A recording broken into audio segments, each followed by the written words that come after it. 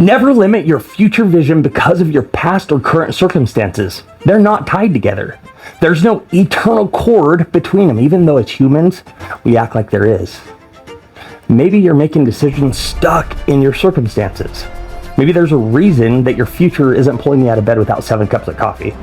Maybe there's a reason you're not working out. Maybe there's a reason you're still in conflict with your spouse or partner after all these years.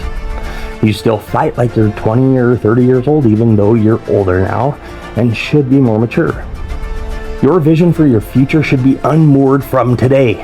And that's hard for people to accept because they'll say, JJ, you're selling hope. I'm like, yeah, I hope so. We need more people propagating hope. We need more people saying, you can do this. We need more people saying, I believe in you. We need more people reminding others that your potential is not where you showed up yesterday. Your potential is unbounded. It's just that your beliefs get in the way. And then you start doing dumb stuff. I've been there, done it firsthand. But let's be real. You've all been lied to. You've all been fed micro hopes. People will try to sell you things like, let me give you this atomic habit. And hey, nothing against that book. Great book, great author, no judgment. But talk to anyone with significant success, and I don't mean just in business, I mean people who have achieved external success while and maintaining internal well-being, mental health, physical health, and strong relationships.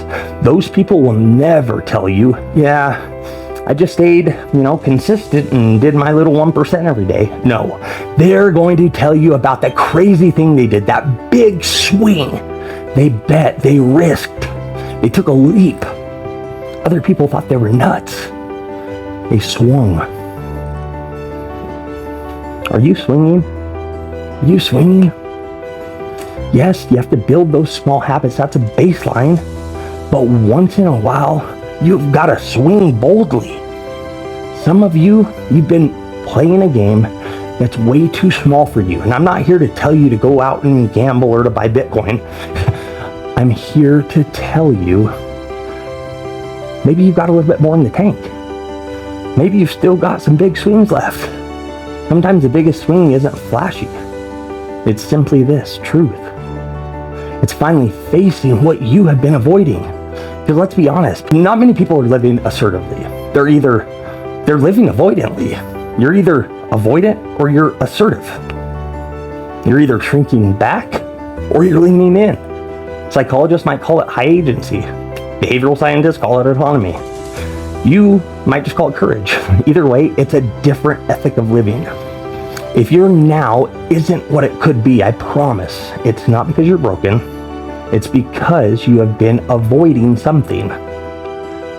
Not because you're bad, not because you're lazy, just because you lost your ideal. We live in a culture that doesn't promote higher ideals. It promotes comfort, numbness, promotes coping.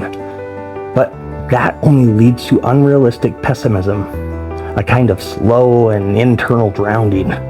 People aren't failing because they're not capable, they're languishing because they're not aligned. Achievement is not the problem, alignment is. Alignment, that's the real work I do. Most people don't need to be taught how to achieve more. They already know how to go out and get stuff done. What they need to do is to realign. Right? Spiritually, emotionally, physically, mentally.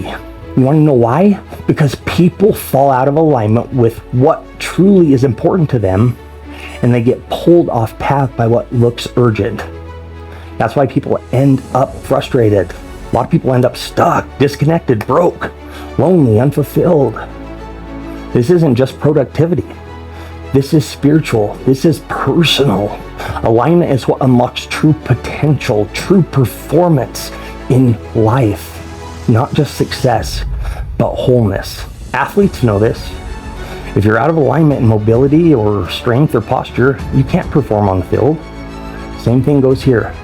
Mental, emotional, spiritual, relational, purpose. If you're out of alignment, you are going to start making decisions from fear, maybe fatigue or survival. But let me ask you, what have you been aligning towards? What are you aligning to?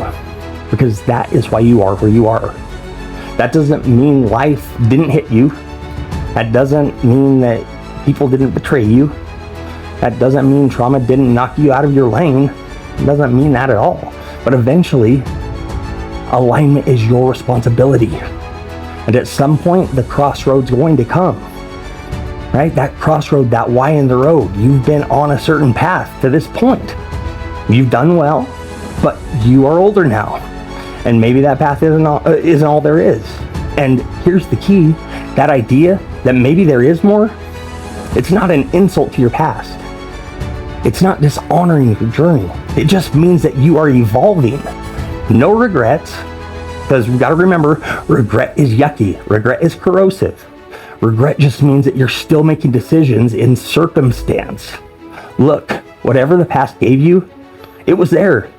You already were dealt that hand. You lived that hand, and it's still back there. But at this point, you are the director of your character. You are choosing how this version of you responds to the scene that you're in. That part of you that can observe yourself, that's your conscious. So animals react, humans choose. So the question is, are you aligning towards the certain kind of character and future that you desire? If I came over to your house and sat down with you and I said, hey, for the past 6 months, what have you been aiming for? What would you say? Would you say I've just been surviving? Because that's okay, I've been there, that's real. That is part of it, but it's not all of it. You weren't just created to cope. You were created to create, to build, to lead, to reflect God's image. So what's the ideal you mark yourself? What are you giving yourself to that's higher than you are? Because if you're not aligned upward, that's why you're unfulfilled. Even if you're doing all of the right things. Some of you, you're not marching towards the future because you never even stopped to give yourself credit for what you've already made it through. If you knew the doors that already had opened for you, if you knew how many times God has seen you, picked you up, He carried you, if you could trace back the connections and the blessings that you've been given, you would stop questioning your purpose right now. If you think all the doors are closed on you, let me ask you this. How long are you going to keep blaming the closed doors before you start taking ownership and building the future and life that you and your family deserve?